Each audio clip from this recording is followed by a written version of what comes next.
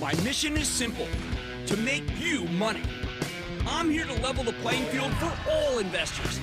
There's always a bull market somewhere, and I promise to help you find it. Mad Money starts now. Hey, I'm Cramer. Welcome to Mad Money. Welcome to Cramerica. Other people want to make friends. I'm just trying to make this money. My job is not just to entertain, but to teach, educate, put this one in context. Call me, 1-800-743-CNBC, or tweet me at Jim Cramer. A column of doom heads to encircle and snuff out a city filled with children, schools, universities, hospitals, and people want to live in a democratic society.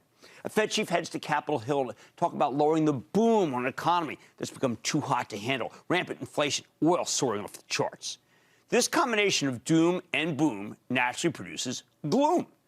And that's what drove today's action. Dow plummeting 598 points, S&P plunging 1.55%, NASDAQ tumbling 1.59%. I want to stress that Wall Street's acting out of gloom, not panic, just a legitimate sense that things have gotten very off track and aren't going to get back on track anytime soon. I say, hold on. Why don't we step back for a moment and see what happens rather than taking action? What's every headline about someone not selling phones or sneakers or credit cards to Russia? I get that attitude. It's only natural.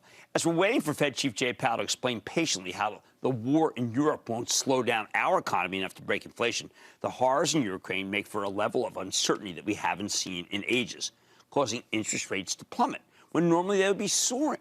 If anything, the skyrocketing price of oil, now north of $100 thanks to the Russian invasion, means we could be in a situation where higher gasoline actually creates its own demand destruction, having reached a level where people simply don't drive as much. This combination of negatives gives us a very confusing moment where inflation should be driving interest rates higher, but instead rates have plummeted because the events of Ukraine are so darn frightening that it's caused a fanatical flight to quality. The citizens of Kiev want to justifiably be hiding in the subway. The denizens of Wall Street, they want to hide in government bonds. Everybody's hiding. Is there any way out of this situation other than lower stock prices? I think that is the question of the moment. The glib answer is just to say, absolutely not. No, they have to fall. The only way for stocks to bottom here is if they keep going lower and reach a point where there are no more sellers. The logic, we're in a bear market. And as long as you're in a bear market, investors will sell until they run out of firepower, and only brain-dead bulls will stick around for the carnage. I certainly understand that kind of negativity. I've seen it a lot in my career. If you bought stocks today, you're buying ahead of a two-day session of Fed speak that will also drive stocks lower. You're buying ahead of a 40-mile Russian column that's ready to lay Kiev to waste, right? Although, fortunately, the Russians seem to be running out of fuel. Put it all together, it does make for an incredibly ugly moment. No one is disputing that. But on really hideous days, yes, I do like to play devil's advocate and tell you what I think could go right, not wrong. I will let everyone else do that, and they do it very well. First, domestically, it's entirely possible that Jay Powell goes before Congress and says he doesn't like how inflation is going, and he has to start the process of raising rates in order to tamp down skyrocketing prices. But he's a measured fellow, and he may take a measured approach, telling us that he'll hike once and then wait and see if he needs to do more. Powell can save 50 basis points or 25. What matters is that once he says he's going to do it, that issue's done. You can stick a fork in it. It will take the uncertainty off the table. If Powell says the rate hikes will be automatic and swift, then the market will absolutely get hammered. And that's what today's action was forecasting. They think he's going to revert to the way he was when he first started. I don't see him going there. Second, it's absolutely true that there is a column of destruction headed to Ukraine's capital. The Russians showed you both in Syria and Chechnya that their army is willing to take out anything and anyone, any civilians. It doesn't even matter if the civilians are on their own side, although those were much smaller operations against much weaker targets. It will be horrific when that column arrives and presumably encircles Kiev, but the West seems to be out of financial bullets that can restrain the Russians, and our stock market is going to trade based on atrocities. That said, a lot of us assumed this war would be over in a couple of days. The Ukrainians have acquitted themselves much better than anyone expected. In the end, they're still outmanned and outgunned, but the idea of Russian invincibility, that's been shattered. At this point, we don't know what kind of weapons Ukrainians have, more obviously coming from the West. Either the Russians will be repelled or Ukraine falls, and then Russia has to occupy a hostile nation. Those are not good outcomes for the Russian army. No matter what, the West will keep supplying arms. No matter what, Russian soldiers will keep dying. It's a terrible situation, But it doesn't have much bearing on the U.S. stock market unless Putin truly loses his mind and starts deploying tactical nuclear weapons out of frustration. That is the biggest fear right now among many people, and that this war does go nuclear. If Putin hits the red button, our stock market will collapse. That will be the least of your worries in a World War III scenario. If the battle remains just that, without nuclear weapons, then we have to presume that oil can keep going up, and that will have inevitable demand destruction, but of course lead to a lot of number cutting. But it can create a recession all by itself, as we saw during the oil embargo of '73. Lousy way to get the Fed off our backs, but it'll work. Now, let me give you one other way out. Remember all that cash I always tell you to keep on the sidelines? Remember when we used to say that if stocks dropped a lot, they might be interesting, and that a combination of buybacks, dividends, superior earnings can transcend the chaos? I'm not talking about buying the dip, by the way. A dip is not down 30%, which is 30. So many stocks are. I actually think that the money can come back from the sidelines. I think the sellers will stop with the right risk reward. They will stop. The one that says, hey, once again, you make nothing in bonds, especially after this run, and you make something in stocks. Plus, the demand destruction from high oil prices reduces the supply chain woes for everything else, making the Fed's job easier. Remember, we're not talking about earnings. We're just making the Fed's job easier. Does that sound too rosy to you? You know, it's actually maybe the most likely outcome. At a certain time and place, it means there are buyers on the sidelines who will start putting their money to work, not because they're buying dips, but because there's no other way to get a return again. Of course, to get everything working, you need Putin to come to his senses, either because his generals, or probably more important, the Chinese, tell him to cool it. And you need oil to come down, the supply chain issues to diminish, grains to reverse, and the automakers to get their semiconductors, while mortgage rates drop so homes are more affordable. And that's happening right now. In that scenario, it's hard to see how stocks don't go up. So when can that happen? Any day. We just don't know which one.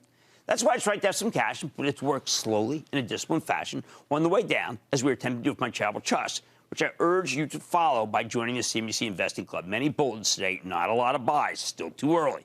Then you'll catch the proverbial bottom as opportunity at last triumphs over fear. Don't know when. We just don't know when. But the bottom line, we do know you're a fool if you think that things are only just now getting bad for the stock market and can only get much worse. It ain't a dip, people. It's been going down since November, thanks to this endless sell-off. But you know what? Maybe we're a lot closer to a bottom than a top. Bob in New York. Bob. Hey, Jim. First and foremost, our prayers for the people of Ukraine and their fight for freedom. Jim, I spoke to you about a year and a half ago, and I asked you if you considered Microsoft in the same category as Apple. Own it, don't trade it. At the time, you said it was, so I have a two-part question. Number one, do you still feel the same today in the current environment? And has Microsoft been punished more than it should have been in this current environment? Well, Microsoft's a much higher price earnings multiple than Apple. I happen to think Microsoft, this is not the level. Look, my Travel Trust owns it. We've owned it forever. I've been true to my mantra. But that said, I mean, I think the stock 295, I think it could easily retreat to, I don't know, to 280, and people wouldn't, maybe they'd jump on it. But I happen to think that Microsoft's a very good stock and a very good company that is happened to be just a little too expensive. Let's go to, for the moment, or else I'd sell it for the moment. Adam in Maryland. Adam. Professor Cramer, I hope you're having a great day. Well, you know, what's happening in Ukraine, very hard to have a great day. I really appreciate it. I'd like to be upbeat.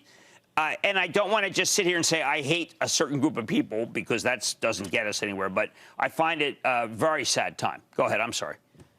All right. Well, I'm looking at Palantir. And from their financials, it looks like they have a strategy of investing in startups that will buy Palantir's products. My question is this a sustainable growth model or a potential red flag? I really despise their conference call. I thought they were very glib. They did talk about churning some civilian, you're getting a lot of civilian business, which is what they want.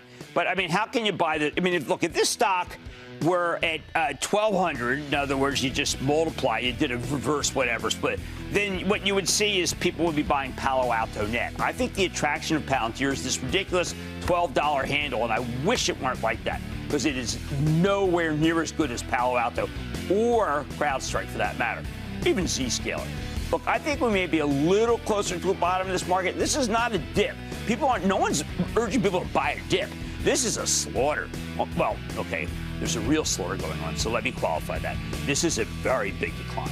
On Mad Money tonight, Domino's reported earnings miss this morning and a major change at the top of the pizza chain. So I'm going one-on-one with the company's top brass to break down the numbers. Then Salesforce releases fourth quarter, and that thing is just soaring. And oil and natural gas are in focus, and the crisis for Ukraine. And I think that maybe you should be thinking about owning the stock of Coterra. I know I am from my charitable trust. We've got the CEO, so stay with Cramer.